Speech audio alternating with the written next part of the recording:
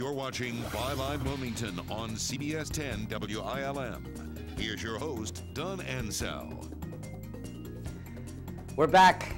Gary Shipman, former chair of the New Hanover County Democratic Party and a party leader. Curtis Wright, conservative talk radio host. You can hear him weekday mornings on AM 980, The Wave. We're talking about election 2010.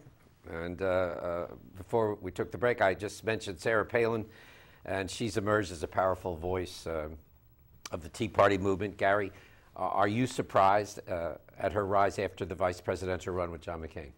No, I'm not. I think coming out of the election of 2008, there was a large group of people in the United States that still felt that they didn't have a voice. And she's played to that group, and congratulations to her. I don't find much consensus that is coming from Sarah Palin now, and that's what's got to happen. What do you mean by consensus? In order to implement the solutions to the problems that we have, there's got to be consensus builders, whether it's in local politics, whether it's in national politics. There's got to be people who can deliver consensus. And what I hear is not consensus that is coming from that movement. I hear a continued debate about the problems, but I don't hear anyone saying how we're going to build a consensus among the people that will make the decisions about what the solutions are. But I asked this question, and this is coming from those people that I'm out there with, and there are millions of them across America. Haven't we, since 1910, given ground? Okay, and now it's time. We've lost our way. I often say this, I believe we're like Hansel and Gretel that went into the forest and forgot to drop the crumbs. We can't find our way back. And where is our way back? The United States Constitution, our founding principles. We are so far afield from that. There are people that are finally saying, like a parent would to an out-of-control child, guess what? Now the rules are going back in place. I've heard some pundits say there's no more compromise. While the Republicans and the conservative movement cite the Constitution, but remember, Don, I didn't say to you conservative, Republican, Democrat, or liberal. I said that's how people feel. Again, I'll come back to where we started with the other issue. Everybody's to blame on this, where we are. I believe that. But what I hear coming from a lot of Tea Party candidates who are also Republicans are, we've lost our way and we got to get back to the Constitution. That's who I'm hearing the loudest voice on that. And yet I hear also that the same people talking about changing the Constitution. In what ways? Adding amendments. For? I don't hear that. I don't hear any amendment changes. Now, there is one. The marriage amendment? And there's one that's dragging me. Well, for me, the marriage amendment is not an issue because I believe in the state of North Carolina, it's already there. Why are we on that issue? What I want is people to stick to the Constitution. In North Carolina, you don't borrow money unless you get approval. In North Carolina, you don't do, if you put money into a trust fund, you stick with a trust fund. That's what I want them to do. Just play by the rules. Do you think Palin is a viable, I'm asking both of you, presidential option in 2 years?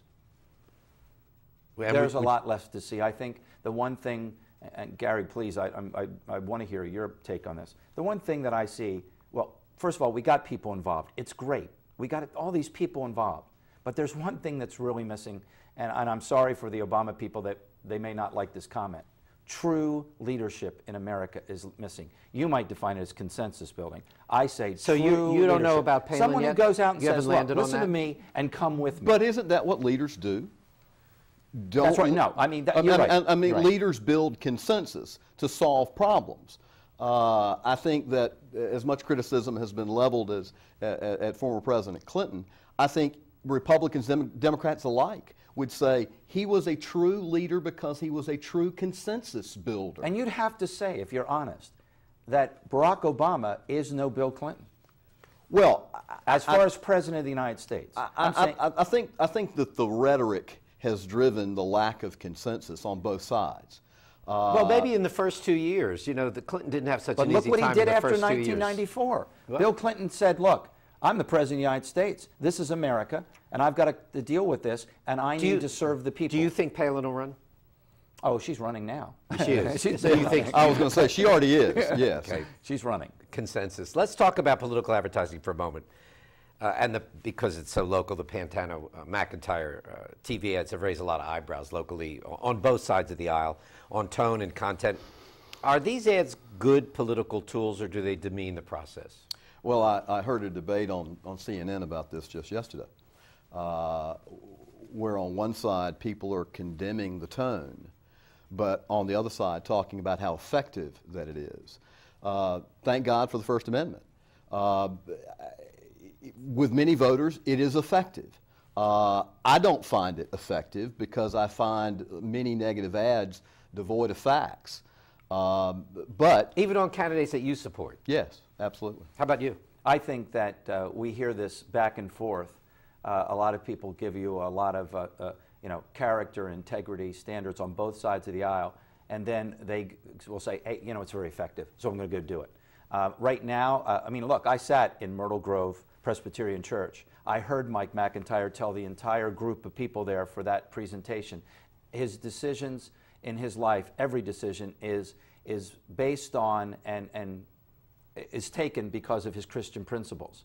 Now, I want you to take that, what I just told you, and then run those ads through your mind. Look, we could do that. Look, no, I don't. A true leader, I believe we a can true do that. We can do that. You know on what? both But I sides believe of a the aisle, true leader can know. have effective campaign advertising if he's a true leader, and a person can do that and win people over without going that way. But isn't that a condemnation of all candidates then? I didn't say any of it. Let me tell you something. There's a website right up that's been up by the Democratic Party right now that's up about Ilario Pantano that they put their name on. And you know what? Mike McIntyre is a better man than that. And he should say, that needs to go down. Well, Curtis, I've been to the website. I've read the Article 32 transcript. Have you read the Article 32 I transcript? had his book. I read it 3 years ago. Okay. Well, the book and the Article 32 transcript are 180 degrees out from one another. Warlord and the Article 32 transcript. No, in Warlord is his Article 32. Okay. Well, I've been to the website. There's nothing there that's not factual. It's just information that's previously been reported. Now, if that's negative, then that's negative. But it's informational. There is a fine line between what is informational and what is negative. I don't find that website All right, negative we're going to take another break. In our final segment, political gridlock, Christine O'Donnell, and a lot more. Stay with us.